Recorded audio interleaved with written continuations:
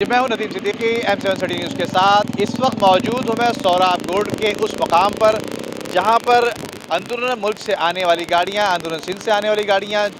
जो कि आया करती हैं, शहर कराची को मिलाया करती हैं, उसकी अहम पुल पे, फ्लाईओवर पे मौजूद हूँ, जिसकी टूट फूट की हालत आप मेरे पीछे देख सकते हैं। पुल की जिम्मेदारी तामीर करने के हवाले से 4 डिपार्टमेंट को होती है, जिसमें ख़ास तौर पे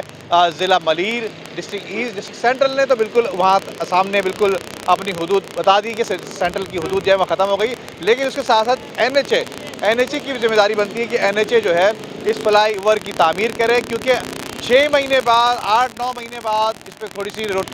पेज वर्क तो कर दिया जाता है, लेकिन उसके बाद इसकी तामीर और मरम्मत किस तरह की जाती है वो समझ से बाहर है कि आए दिन ये सूरत हाल जो है बरकरार रहती है कि गाड़ियाँ उछलती हुई नज़र आ रही होती हैं। इस वक्त दोपहर का वक्त है, ट्रैफिक का लोड कम है, लेकिन जिस वक्त शाम के औकात कार होते हैं या सुबह के औकात कार होते हैं, उसमें ट्रैफिक का अज़्दहाम बहुत ज़्यादा होता है और ट्रैफिक की लंबी लंबी कतारें भी लग जाया करती हैं। अब हुक्काम बाला को ख़ास तौर पर बताना चाहते हैं कि